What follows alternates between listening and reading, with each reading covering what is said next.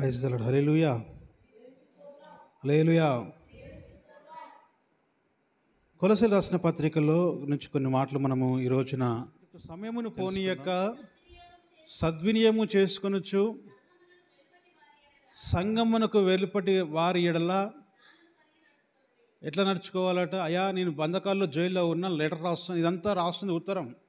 ఎట్లా రాస్తుండేది ఈ సంఘానికి లెటర్ రాస్తుండు, ఉత్తరం రాసి పంపిస్తుండు. ఆ ఉత్తరంలో పొందుపరిచిన మాటలు ఇవన్నీ. సంఘమునకు వెలుపరి వారి ఎడల మీరు జాగ్రత్తగా ఉండండి, సమయాన్ని పోనీయకండి. సంఘం లోపల నీ ఉన్నావు, సంఘం బయట జనం ఉన్నారు. ఈ సంఘం బయట ఉన్న వారికి, నీ ఇరుగు పొరుగు వారికి, నీ కొలీగ్స్కి, నీ పక్క ఉద్యోగం చేసేవారికి, పనిచేసేవారికి, డ్యూటీలు చేసేవారికి, వారి ఎడల నువ్వు జ్ఞానం కలిగి మాట్లాడాలి, జ్ఞానం కలిగి జీవించాలి. ఇష్టానుసారంగా మాట్లాడద్దు. ఇదివరకు మాట్లాడడానికి వీలు లేదు. ఇదివరకు ఇష్టానుసారంగా మాట్లాడినావు, తుల్లుతూ జోకులు వేసినావు, సరసోక్తులు మాట్లాడినావు, ఎన్ని చేసినావు. ఇక నుంచి అది కాదు, జ్ఞానం కలిగి మాట్లాడాలి. ఎవరి ఎడల? దేవుని సంఘానికి వెలుపల ఉన్న ప్రజల ఎడల. దేవుని బిడ్డలారా, ప్రతి మనుష్యునికి, సంఘం వెలుపల ఉన్న మనుషులకి మనం ఎలా మాట్లాడుతున్నామో మనం మాట్లాడే విధానంలో మార్పు రావాలి. ఇదివరకు నువ్వు మాట్లాడిన మాటలు మాట్లాడడానికి లేదు ఇప్పుడు. ఇంకా ప్రతి సంఘం బయట ఉన్న మనుషులతో మాట్లాడుతున్నప్పుడట నీ సంభాషణ ఉప్పు వేసినట్లు ఉండాలంట. కృపాసహితంగా ఉండాలి, దయానీయంగా ఉండాలి, ఓదార్పునిచ్చే రీతిగా ఉండాలి.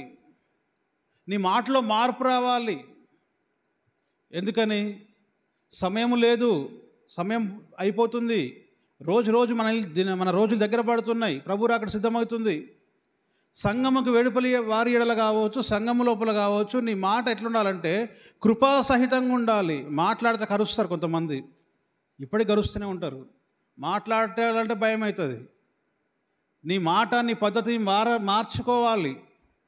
నువ్వు ఎవరితో మాట్లాడుతున్నా నిన్ను చూస్తుంటే వాళ్ళకి ఏం కలగాలంటే ఆదరణ కలగాలి.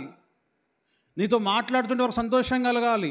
వారు ఎంతో పుట్టడి దుఃఖములు ఉన్నా నీ దగ్గరికి వచ్చి వారితో మాట్లాడుతున్నప్పుడు ఒక భరోసా రావాలి. నాకు ఈ అన్న ఉన్నాడు, నాకు ఈ అక్క ఉన్నది, నాకు ఇంకేం బాధ లేదు అనే భరోసా రావాలి. కృపాసహితంగా ఉండాలి. కూరలో ఉప్పేస్తే ఎంత టేస్టీగా ఉంటుందో నీ మాట రుచికరంగా ఉండాలి. నువ్వు మాట్లాడుతుంటే కొంతమంది మాట్లాడే మాటలు, పొద్దున అమ్మ పప్పుసుగుణం వచ్చింది ఇంట్లోకి రాగానే ఆ మాట్లాడే ఫస్టే చాలా బాధ అనిపించింది నాకు. రూమ్లో కూర్చున్నా వింటుంటే, అమ్మ బాగున్నావా, ఎట్లొచ్చినావు అంటారా, లేకుంటే నీ మొగడాడన వీడ ఏందే నీ బతికేంది అంటారా? ఎంత గౌరవం! ఏదైనా ఉంటే తర్వాత మాట్లాడుకోవాలి. ఏదైనా ఉంటే అంత భయంకరమైన మాటలు. సంఘం లోపల ఉంది అమ్మ, తెలియదు, రాదు ఇంకా.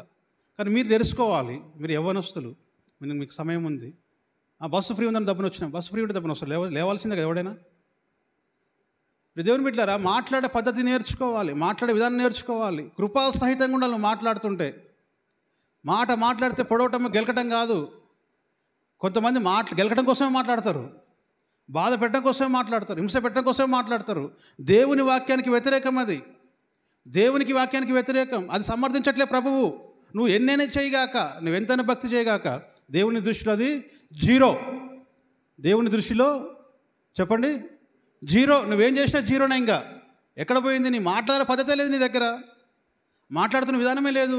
అయ్యా అమ్మ, ఎప్పుడు వచ్చినావు బిడ్డ, ఎంత దూరం నుంచి వచ్చినావు, బాగున్నావా, ప్రయాణం బాగా జరిగిందమ్మా, ఏ సంగతి, ఎలా చేస్తున్నావు, ఎలా ఉంటున్నావు, అయ్యో నీ భర్త అక్కడ, నువ్వు ఇక్కడున్నావు, అది ఎట్లుంటుంది? అది మాట్లాడేదాని ఎట్లుంటుంది? అమ్మ పిల్లలు ఎట్లున్నారు, బాగున్నారా, చాలా కష్టపడుతున్నావు బిడ్డ, సరే దేవుడు ప్రార్థన చేయ బిడ్డ, దేవుడికి సాయం చేస్తాడు, నీ భర్త నీ దగ్గరికి వస్తలేదు, నీ భర్త దగ్గరికి వస్తావు అనే మాటలు ఎట్లుంటాయి? రావటమే పొడవటం ఎట్లుంటాయి చెప్పండి? బాగుంటుంది అట్లా? మాట్లాడే పద్ధతులు ఉండాలా, తేడా రావాలా రావద్దా? రావాలి, పద్ధతి మారాలి. మీ సంభాషణట సంఘం వెలుపరి వాటి అని ఆ విధంగా ఉండని చెప్తుంటే బైబిలు, సంఘం లోపల ఇంకెట్లుండాలి? సంఘం బయటి వారి ఎడలనే నీ మాట ఉప్పు వేసినట్టు ఉండాలంట, రుచిగా, కృపాసహితంగా ఉండాలంట. మరి నీ విషయంలో, సంఘం విషయంలో ఎలా ప్రవర్తించాలి? మనం సంఘ బిడ్డల విషయంలో ఎలా ప్రవర్తించాలి? ఎలా జాగ్రత్తగా ఉండాలి? ఎలా ఉండాలమ్మా చెప్పండి? మీకు అర్థమవుతుందని చెప్తున్న భాష, నా వాక్యం అర్థమవుతుందని మీరు చెప్తున్న మాటలు అర్థమవుతున్నాయా? నువ్వు మాట్లాడే మాట ఒకరిని ఓదార్చాలి. నువ్వు డబ్బులు పెట్టాల్సిన పని లేదు బిడ్డలారా, నీకు లేకపోవచ్చు. నీ మాట చేత వారు ఆదరణ పొందాలి, భరోసా రావాలి. నాకేం కాదు, ఇంకా చచ్చిపోయాడని కూడా నువ్వు మాట్లాడే మాట చేత భక్తుడు తెలుసా?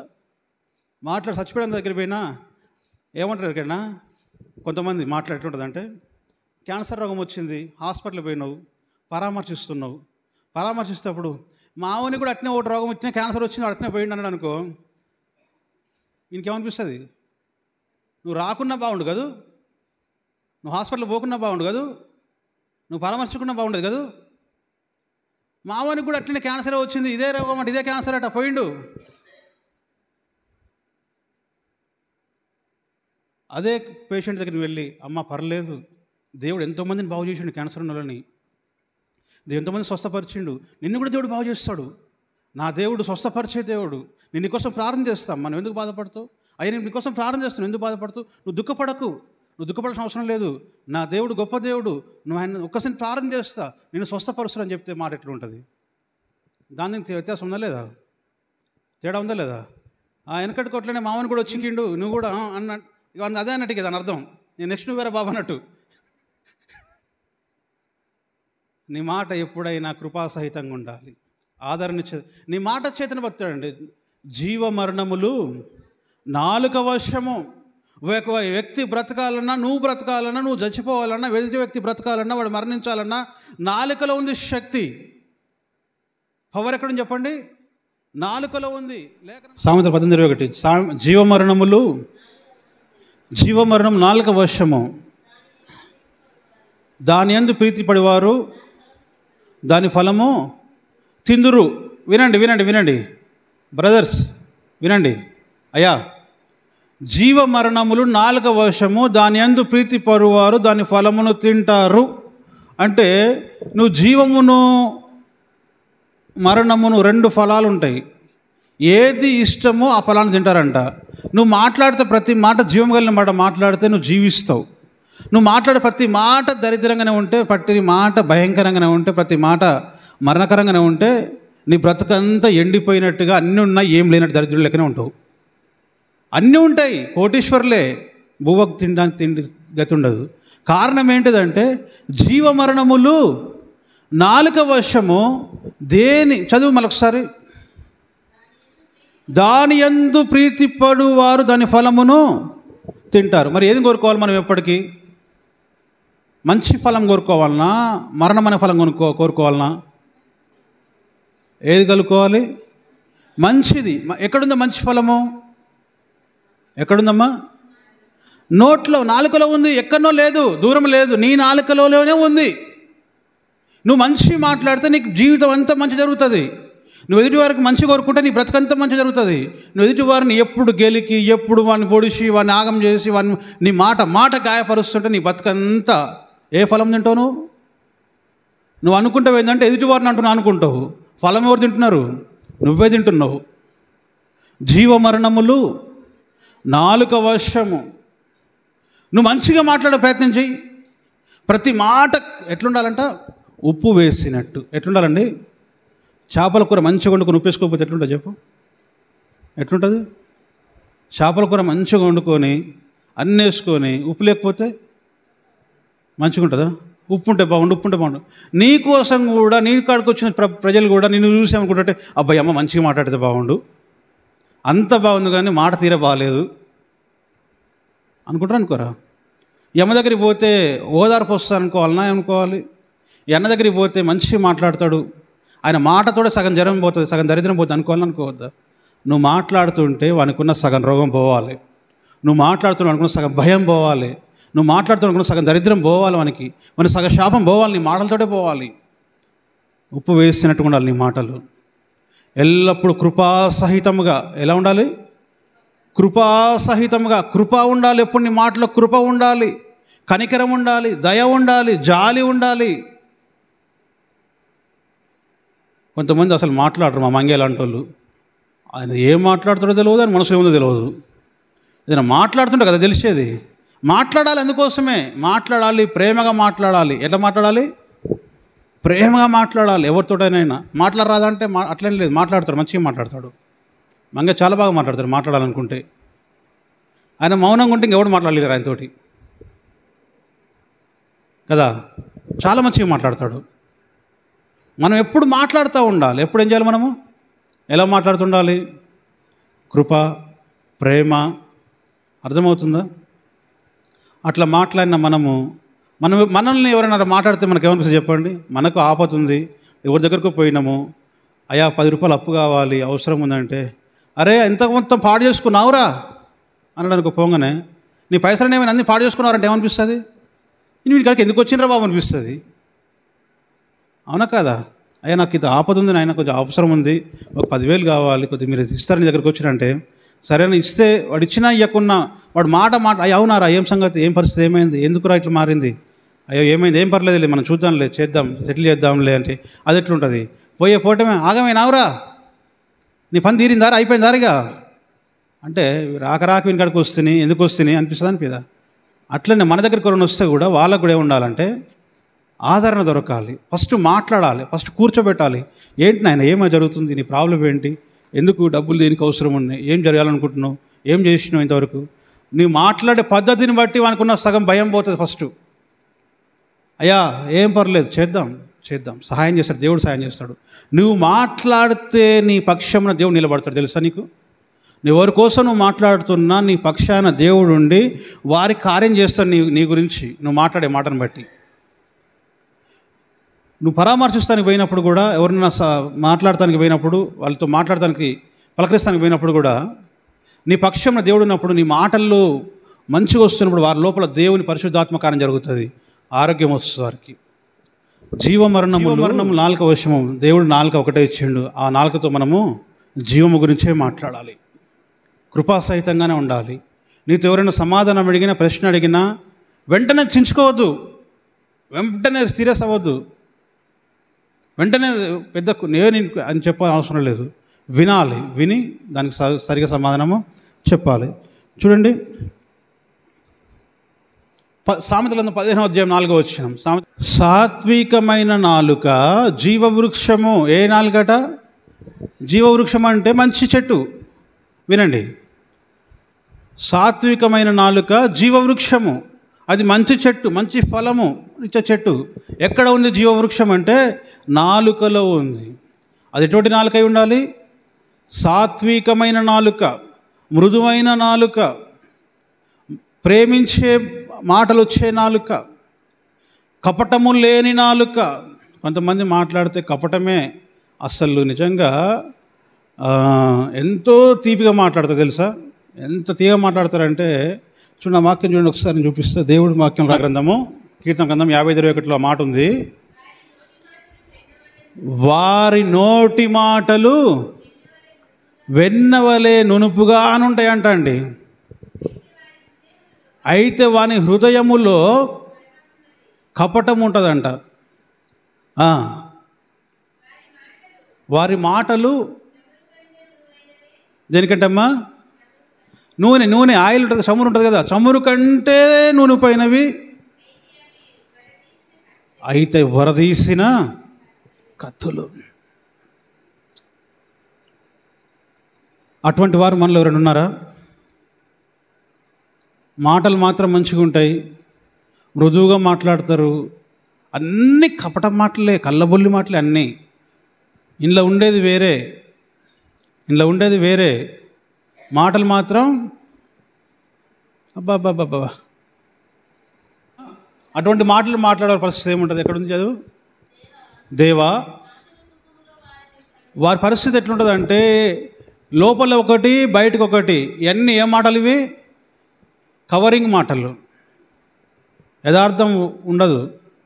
లోపల ఒకటి, బయట ఒకటి. ఇటువంటి వారంతా కూడా నరక కూపములో వేయబడతారంట. ఎంతమంది చూస్తలేమో మన లోకంలో? చూస్తలేమా? మాట్లాడినట్టుగా ఉంటారా ప్రవర్తన? లేదు. కాబట్టి అలా మనం ఉండడానికి వీల్లేదు. ప్రియ దేవుని బిడ్డలారా, మనము లోపల సత్యమే ఉండాలి, మనం మాట్లాడితే సత్యమే మాట్లాడాలి. మనకు లోపల ప్రేమ ఉండాలి, మనం మాట్లాడితే ప్రేమనే మాట్లాడాలి. మనకు లోపల దయ ఉండాలి, మనం మాట్లాడితే దయ ఉండాలి. మనకు లోపల జాలి ఉండాలి. ఏదైనా దేవుడు బిడ్డలం కాబట్టి ప్రత్యేకత మనకు ఉండాలి. మనకేముండాలి? ఒక ప్రత్యేకత ఉండాలి. వారు ఏది మాట్లాడినా సత్యమే మాట్లాడతారనేది మన గురించి ఒక బ్రాండ్ పడాలి, ఒక ముద్ర పడాలి. కపట మాటలు, మోసపు మాటలు ఇవన్నీ మనకు ఉండడానికి వీలు లేదు. మాటలు ఆదరించేటిగా, ఓదార్చేటిగా. సామెతల గ్రంథంలో ఉంటుంది 16:24. మనం మాట్లాడుతున్న మాట, నువ్వు మాట్లాడుతున్న మాట ఎట్లుండాలి? ఇంపైన మాటలు తేనె పట్టు వంటివి, అవి ప్రాణమునకు మధురమైనవి, ఎముకలకు ఆరోగ్యకరమైనవి. స్తోత్రం, హల్లెలూయా.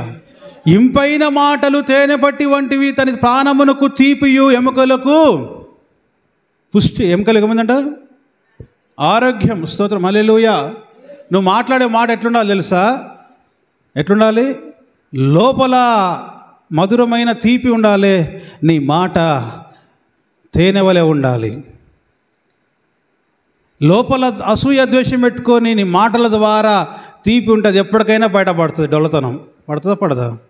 ఒకసారట పావురానికట గింజలు వేస్తురట. పావురాలు వస్తే గింజలు వేస్తురట, మంచి పుష్టిగా తింటున్నాయంట. కాకి చూసినాడు చెట్టు మీద ఉండి, అది ఎప్పుడు వచ్చినా ఇలా కొడుతున్నాడు. కాకి వస్తే ఎప్పుడు వచ్చినా హైక్స్ అంటే పోతుందంట అది.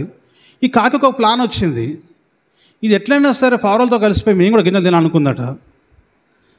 గింజలు తినాలనుకొని పోయి ఏం చేసిందట, ఒక సున్నం వేస్తుంటే ఇంటికి అలా కింద మునిగిందంట. కిందికి మీ మొత్తం ఏంటిది అమ్మ? ఏంటిదమ్మా? కాకి సున్నం వేసుకుంటే కిందికి మీద మునిగిందట. మునిగి వచ్చిన తర్వాత తెల్లగా అయిపోయిందంట. నేను కూడా పావురాన్ని అనుకుందా? అనుకుంటుంది. ఎందుకని? అది ఉద్దేశం అదే కదా. లోపల మొత్తం కాకేనే. పావురం లెక్క వచ్చిందట. అలాగ వచ్చి తింటుంటే కావు అన్నదట. దాని బుద్ధి మారిందా? దాని రూపు మారింది. కానీ లోపల ఏది ఉంటే బయటికి అదే రావాలి. లోపల రూపం అదే పెట్టుకొని బయట రూపం మార్చుకొని వస్తే ఎప్పటికైనా బయటపడుతుంది. బయటపడదా? కాబట్టి ఇంపైన మాటలు అవి ప్రాణములకు మధురం, ఎముకలకు ఆరోగ్యం. ఎటువంటి మాటలు మాట్లాడాలి మనం ఇప్పటి నుంచి? ఎటువంటి మాటలు మాట్లాడాలి? ఇంపైన మాటలు మాట్లాడాలి. మాట్లాడుతుంటేనే వారికి మంచి అనిపించాలి. కఠోరమైన మాటలు మాట్లాడవద్దు, బాధ పెట్టే మాటలు మాట్లాడొద్దు, గాయపరిచే మాటలు మాట్లాడొద్దు. ఎవరితో మన మాట చేత ఎవరైనా గాయపరచబడితే వెంటనే క్షమాపణ అడగాలి. పొరపాటున తెలియక మనం మాట్లాడిన అటువంటి భక్తిలోకి రావాలి మనం. నేనేమన్నా అంతే అంట. ఇక నీకు ఎవడు చెప్తాడు? ఇంకా తప్పురా బాబా, చెప్పడం తప్పు, అట్లా మాట్లాడడం తప్పు, నువ్వు మృదువుగా మాట్లాడాలి, ప్రేమగా మాట్లాడాలంటే నా మాటకు అంతే ఉంటుంది. అట్నే మాట్లాడతాను. ఏం చేస్తావు అంటే ఏం చెప్తావు? మనకి ఏం చెప్తున్నా? నేను మార్చుకోమని చెప్తున్నాను. నీ మాట అంతేరా నాయన, నీకు తెలుసు, నీ బతుకది నెరికే. కాకపోతే నువ్వు మార్పు చెందు. ఏం చేయాలి? నేను మారడానికి ఇంతే ఉంటా. ఏం చెప్తున్నానికి? మారాలి, మార్పు రావాలి, తెలవాలి, అర్థం చేసుకోవాలి. దేవుని బిడ్డలారా, ఇంపైన మాటలు దేవుని దృష్టికి చాలా ప్రాముఖ్యమైనవి. ఎందుకు చెప్తున్నా తెలుసా? మత్తయి సువార్తలో యేసుక్రీస్తు వారు చెప్తున్నాడంటే, మీరు లోకమునకు ఉప్పై ఉన్నారు. లోకమున ఏమైనా మనం ఉప్పు. చూడండి మత్తయి సువార్త 5:13.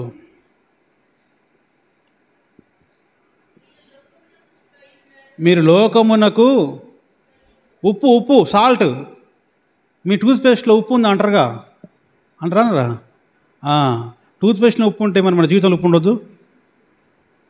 దేవుడు అందుకని చెప్తున్నా ఆ రోజులనే, మీరు లోకమునకు టూత్పేస్ట్ ఉప్పు ఉండటం ప్రాముఖ్యం కాదు, లోకములు ఉప్పులాగానే ఉండాలి. నీ మాటలు ఉప్పులాగా ఉండాలి, ఉప్పేసినట్టుగా ఉండాలి.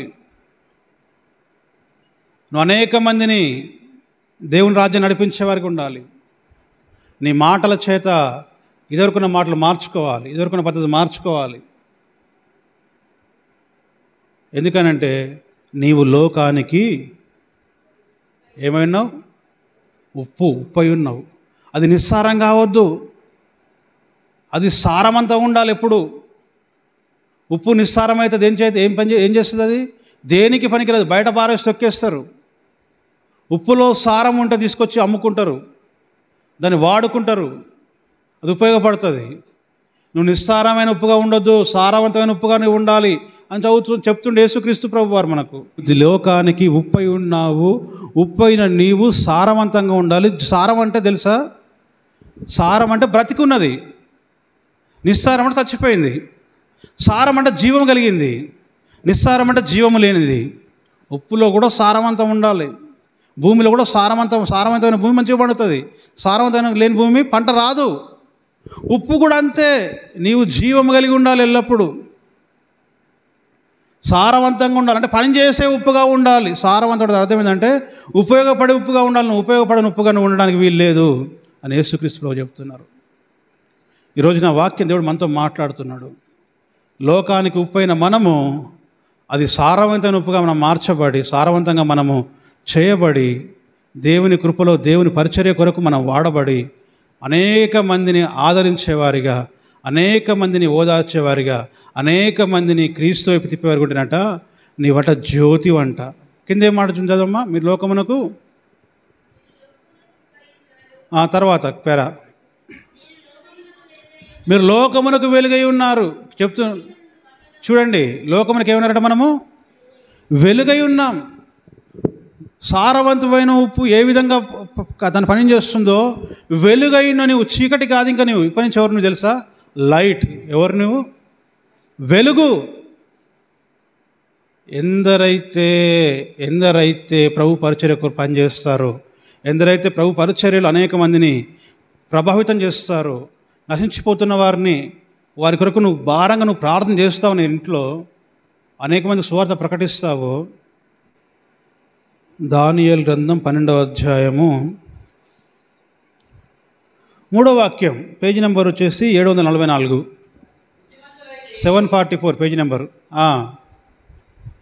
బుద్ధిమంతులైతే ఆకాశ మండలంలోని చాలండి జ్యోతిని పోలిన వారై ప్రకాశిస్తారు. మీరు లోకమునకు ఏమైనారు చెప్పండి, ఏం చెప్తుండే యేసుక్రీస్తు ప్రభువు వారు? అమ్మా మర్చిపోయారా? వెలుగై ఉన్నారు, చెప్పాలి, అందరు చెప్పాలి, మర్చిపోవద్దు. మీరు లోకానికి ఏమై ఉన్నారు? వెలుగై ఉన్నారు. వెలుగై ఉన్నవారు ఎలా ఉంటారంటే ఆకాశములోని మండలంలోని జ్యోతులను పోలిన వారై ప్రకాశిస్తూ ఉంటారు, వెలుగుతూ ఉంటారు. ఎవరు? బుద్ధిమంతులు. ఎవరు చెప్పండి? మనం కాదా? మనమే. స్తోత్రం, హల్లెలూయా. మనమే బుద్ధిమంతులం. బుద్ధిమంతులైతే లోకానికి వెలుగై ఉన్నారు, లోకానికి ఉప్పై ఉన్నారు. వీరేం చేస్తారంటే వెలుగుతూ ఉంటారు, ప్రకాశిస్తూ ఉంటారు. ఎప్పటికీ వీరేం చేస్తూ ఉంటారు? ప్రకాశిస్తూ ఉంటారు. చదవమ్మా. నీతి మార్గమును అనుసరించి నడుచుకున్నట్లు ఎవరు అనేకులను యేసు వైపు త్రిప్పుదురో వారు నక్షత్రముల వలె. ప్రైజ్ ది లార్డ్, హల్లెలూయా, హల్లెలూయా. నక్షత్రం వలె నిరంతరం ప్రకాశించేటువంటి కృప దేవుడు మనకి ఇచ్చిండు. ఈ లోకంలో ఎవరికి లేదు. జ్యోతుల వలె, నక్షత్రముల వలె ఎల్లప్పటికీ ప్రకాశించేటువంటి కృప దేవుడు మనకిచ్చిండు. ఎవరు? మనము బుద్ధిమంతులము. బుద్ధిమంతులైతే ఆకాశ మండలము జ్యోతిని పోలిన వారే నిరంతరము ప్రకాశిస్తారు. ఎవరు? అనేకులను. ఎక్కడి నుంచట? నీతి మార్గం అనుసరించి నడుచుకున్నట్లు. ఎవరు? అనేకులు చెప్తారు. ఎవరైతే నీకు నీవే. గంగమ్మనైతే గంగమ్మనే, సుగరమైతే సుగరమ్మనే. ఎవరైతే నువ్వు ఎవరి కొరకు నువ్వు ప్రార్థన చేసి వాళ్ళని నీతి మార్గములోనికి, రక్షణ మార్గములోనికి, పాప శాపములేని మార్గములోనికి, పరలోక రాజ్యం చేయడానికి యేసు మార్గంలోనికి నువ్వు ఎంతమందిని నడిపించగలుగుతావో అంతగా నువ్వు ప్రకాశిస్తావు. నీ పేరు ఎక్కడ పోయినా వినబడతా ఉంటుంది. పలానా దశరథ, పలానా మేఘమాల, పలానా సుగుణమ్మ, పలానా గంగమ్మని, పలానా మంగ్యా వీళ్ళు నా కొరకు వాక్యాన్ని ప్రకటించడానికి నా కొరకు ప్రార్థన చేశారు, నా కొరకు సువార్త చెప్పారు, నా కొరకు వీళ్ళు ప్రార్థన చేశారు. కాబట్టి నేను ఈ రోజున నా కుటుంబము రక్షణలో ఉన్నాం, నా కుటుంబం ఈరోజు ఇంత ఆనందంగా ఉంది. కారణం ఏంటంటే దేవుడు పలానా దశరథని వాడుకున్నాడు, పలానా మేఘమాల కుటుంబాన్ని, సుగుణమ్మని వాడుకున్నాడు అని చెప్పగల సాక్ష్యం పొందాలంటే మీరేం చేయాలి చెప్పండి? ప్రకాశించాలి. ఏం చేయాలి మీరు? ప్రకాశించాలంటే నోటి మాటలు మృదువుగా ఉండాలి, ఉప్పు వేసినట్టుగా ఉండాలి, సామరస్యంగా ఉండాలి, ఓదార్చేటిగా ఉండాలి, ఆదరించేటిగా ఉండాలి. నాకేం తెలుసు పాస్టర్ గారు అంటే చెప్పలేము. దేవుడు మిమ్మల్ని మీరు ఎప్పుడు తక్కువ అంచనా వేసుకోకండి. మిమ్మల్ని మీరు ఎప్పుడు తక్కువ అంచనా వేసుకోకండి. ఏ సమయంలో దేవుడు మిమ్మల్ని వాడుకుంటాడో తెలియదు. ఏ క్షణంలో దేవుడు మిమ్మల్ని వాడుకుంటాడో మీకు తెలియదు. మీరు నిద్రపోయి పడుకుంటారు, దేవుడు వచ్చి పిలుస్తాడు, పలానా దగ్గరికి వెళ్ళని చెప్తాడు, నువ్వు వెళ్ళవలసి వస్తుంది. ఆ రోజు వాళ్ళకి సువార్త ప్రకటించవలసి వస్తుంది, వాక్యం చెప్పవలసి వస్తుంది, ఆదరించవలసి వస్తుంది. ఆ రోజున వారు రక్షణలోకి రావాల్సి వస్తుంది. అప్పుడు దేవుని వాడుకుంటాం. ఎప్పుడు సిద్ధంగా ఉండాలి. అర్థమవుతుందా? మనం ఏమై ఉన్నాం దేవుని దృష్టిలో? లోకానికి ఉప్పై ఉన్నాము, లోకానికి వెలుగై ఉన్నాము. ఉప్పైన మనము అది ఎప్పుడు కూడా సారవంతంగానే ఉండాలి. మనం ఎప్పుడు కూడా దేవునికి పనికొచ్చేవారుగానే ఉండాలి. వెలుగైన మనం ఎప్పుడు నువ్వు లాంతర్లాగా వెలుగుతూనే ఉండాలి, లైట్ లాగా వెలుగుతూనే ఉండాలి. చీకటికి లైట్లను చూస్తే పారిపోతుంది. తెలుసా మీకు సంగతి? ఎంత చిన్న చీకటి ఉన్నా చిన్న బల్బు వేస్తే చీకటి ఉంటుంది, అక్కడ ఉండదు. నువ్వెక్కడ పోయినా నువ్వు వెలుగే అమ్మా, నువ్వెక్కడ పోయినా నువ్వు వెలుగే. వింటున్నారా? ఎక్కడ పోయినా నువ్వు వెలుగే. ఎక్కడ పోయినా వెలుగే. అవునా కాదా? చీకటిలో భయపడడానికి వీలు లేదు. చీకటిలో మనం ప్రకాశించేవారిగా ఉండాలి. చీకటిలో చీకటి కావద్దు. మనం చీకటిలో చీకటి కావద్దు. చీకటిలో వెలుగై ఉండాలి. వెలుగైన నీవు దీవించబడాలి, ఆశ్రయించబడాలి. నీవు ప్రకాశిస్తున్నటువంటి నక్షత్రంగా ఉండాలి. స్తోత్రం. 12, 17, 18, 19.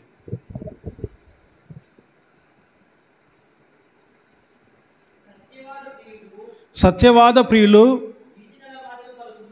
నీతిగల మాటలు పలుకును. కూట సాక్షి.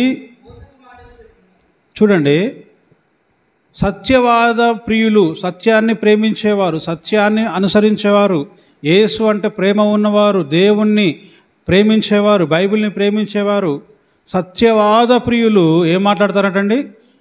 నీతిగల మాటలు మాట్లాడతారు. నీతి ఉంటుంది, మాటల్లో నీతి ఉంటుంది.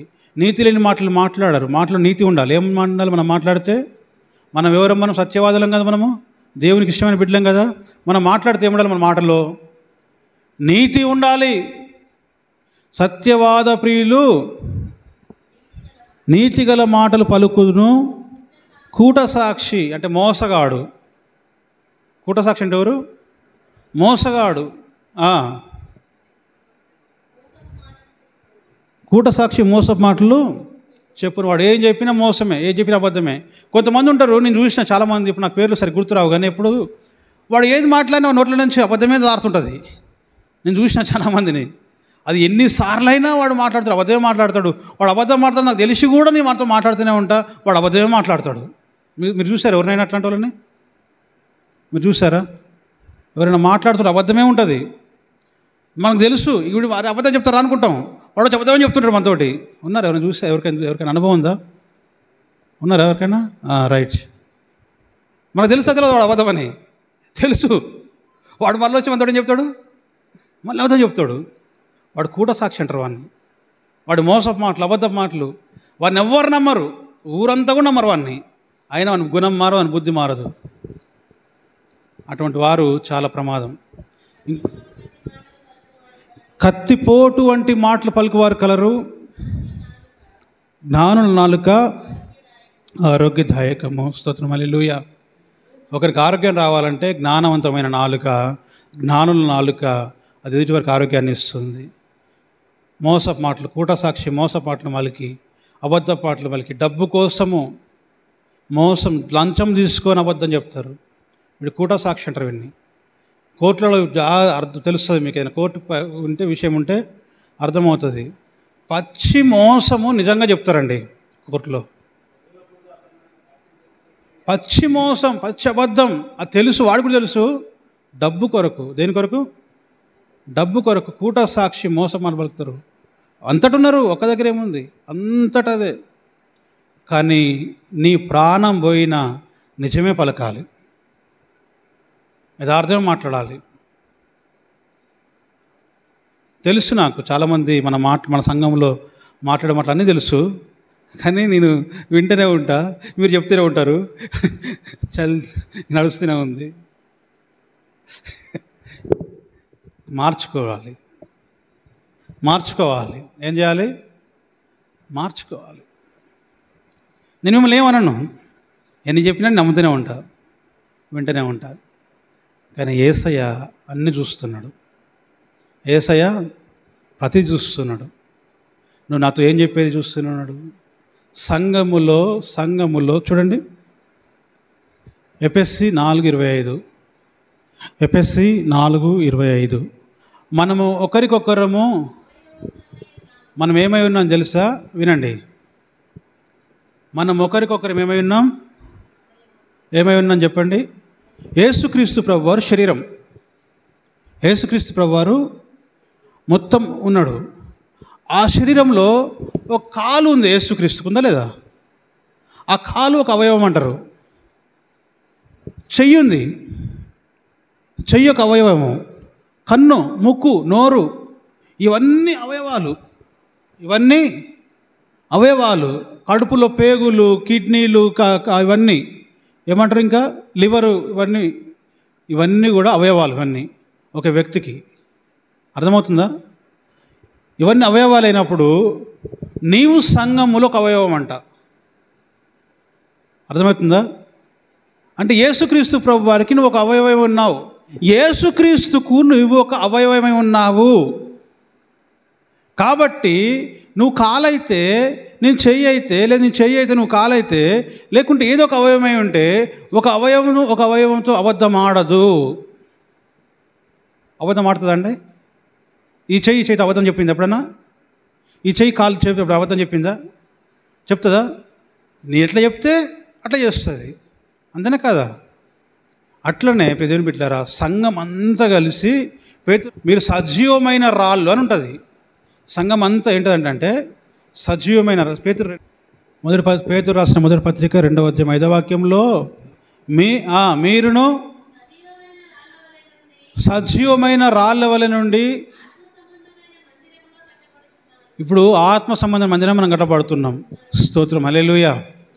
ఇప్పుడు మనం అందరం అంట సజీవమైన రాళ్ళ వలె ఉండి ఆత్మ మందిరంగా కట్టబడుచున్నాం. కాబట్టి సజీవమైన రాళ్ళు అబద్ధం ఆడడానికి వీలు లేదండి. పొరుగువానితో మనం ఏం మాట్లాడాలి? సేవకునితో మీరు ఏం మాట్లాడాలి? ప్రతి వాడును అబద్ధం ఆట ఏం చేయాలట? మానేయాలి. అబద్ధం ఆట మాని ప్రతి వాడు మన సంఘములో ఉన్న ప్రతి ఒక్కరితో ఏం చెప్పాలి? సత్యమే మాట్లాడాలి, అబద్ధం మాట్లాడద్దు. ఇది దేవుని శాసనం, దేవుని చట్టం. దీన్ని ఎవరైతే అతిక్రమిస్తారో అది దేవుని చట్టంలోని మనము అతిక్రమించిన వారిగా అవుతాం. కాబట్టి భయముతో, భక్తితో దేవుని సన్నిధిలో మీ సంభాషణ ఎల్లప్పుడూ ఉప్పువేసినట్టు కృపాసహితముగాను, యథార్థముగాను, నీతిగాను ఉండి ఎల్లప్పుడూ సత్యమే మాట్లాడాలి. దైవ సేవకులతో మాట్లాడుతున్న సత్యం మాట్లాడాలి, మీరు మాట్లాడుతున్న సత్యం మాట్లాడాలి. నేను ఏదైనా విషయం మీకు చెప్పినా ఆ విషయం 10 మందికి పాస్ అయినా సేమ్ అదే పాస్ అవ్వాలి, కానీ వేరేది పాస్ అవ్వద్దు. అది సంఘం. లోకం సంగతి ఎట్లుంటే తెలిసిన? లోకం సంగతి, సంఘం అయితే సజీవమైన రాళ్ళు అయితే నేనేం చెప్తున్నానో అది మాత్రమే సంఘంలో స్ప్రెడ్ అవ్వాలి. అది కాకుండా ఇంకోటి స్ప్రెడ్ అవుతుంది అనుకోండి, అది ఖచ్చితంగా సాతాను నుంచే పుట్టింది అయి ఉంటుంది. ఒకప్పుడు రాజు వేపలు పెట్టి పళ్ళు తవ్వుతున్నట. ఏం పెట్టి? వేప పుల్ల తెలుసా? పెట్టి పళ్ళు తవ్వుతున్నట. పళ్ళు తవ్వుతుంటే పాపం ఆ రాజు పంటలో ఇంత వేపది ఉంటుంది కదా, పుల్ల ఇరిగిందంట, చిన్నది. అది ఇరిగే వరకల్లా పక్కనున్న వారికి రాజు పంటల వేప పొద్దున్నే బ్రష్ చేస్తున్నప్పుడు పళ్ళు తవ్వుతున్నప్పుడు వేప పుల్ల ఇరిగిందని చెప్పినట్టు ఒకటి వచ్చి బయటకు రాగానే వాడొచ్చి, సారు రాజుగారు పంటలో వేప పుల్ల ఇరికింది అని ఇంకోటి చెప్పినట. వాడు ఇంకోటి వచ్చి ఇంకోటి చెప్పినట్టే, అయ్యా రాజుగారి పంటలో వేప పుల్ల ఇరికిందట అని చెప్పినట. ఏమిరికింది? వేప పుల్ల ఇరికిందని చెప్పినట. అది రాజ్యమంతా అది చెప్పబడి రాజు పంటలో వేప చెట్టు ఇరికిందట అని చెప్పినట. ఏమిరికింది రాజు పంటలే? ఏమవుతుంది మాట? మనిషికి ఏమవుతుంది? మనిషికి ఏమవుతుంది? వాడు కొంచెం మసాలా వేస్తుండు, చెప్పినాడు ఇంకోటి ఏం చేస్తుండు, కొంచెం మసాలా వేస్తుండు. ఈ మసాలా పెరిగి వాని పంటలో కొంచెం ఏదో వేప పుల్ల కొంచెం అంత తిరిగి ఉంటే బయటకు వస్తారికి ఏమైంది? అది వేప చెట్టు అయిపోయింది. సంఘం అటువంటిది కాదు. ఏది మాట్లాడుతామో అది సత్యమే మాట్లాడాలి. మసాలాలు మానుకోవాలి. టోటల్ మీద ఏం చేయాలి? ఏం మానుకోవాలి? మసాలాలు మానుకోవాలి. మసాలాలు మానుకుంటే సాఫ్ ఉంటుంది ఏదైనా. ఓకేనా? రైట్. మీ సంభాషణ ఏమి ఇచ్చినట్టు ఉండాలి? మర్చిపోయారా మళ్ళా? మీరు మాట్లాడితే ఏది ఎట్లా ఉండాలి? ఉప్పు వేసినట్టుగా, మృదువుగా, మధురముగా, జీవదాయకంగా, క్షేమకరంగా, ఆరోగ్యదాయకంగా ఉండాలి. ఉంటుందా? మళ్ళీ ఆ సూటిపోటు మాటలు, కత్తిపోటు వంటి మాటలు, పొడిసే మాటలు, వాటిని మానుకోవాలి. మానుకుంటారా? మానుకోరా? మేము మానుకోము, నా ఇష్టం, నీకెందుకు అన్నావు అనుకో, నేనేమన్నా, అది కూడా మీ ఇష్టమే, అది కూడా మీ ఇష్టమే. మరి మీరు మానుకుంటారా మానుకోరా అనేది ప్రభు చిత్తము. మీరు ఉన్నది ఆయన కొరకు మీరు సజీవులు నిలబడతారా, అది మానుకుంటారా అనేది మీ ఇష్టం. కానీ దేవుని వాక్యం చెప్తుంది తప్పకుండా అబద్ధమాడుట మాని అని చెప్తుంది. పొరుగు అని సత్యమే మాట్లాడాలి. మసాలా వేసి మాట్లాడొద్దు. ఆ మసాలా నీకే డేంజర్, ఎవరికి డేంజర్ కాదు. నువ్వు వేసే మసాలా ఎవరికి డేంజర్? ఎవరికి డేంజర్ చెప్పండి? మీకే డేంజర్. డేంజర్ మనం పడొద్దు.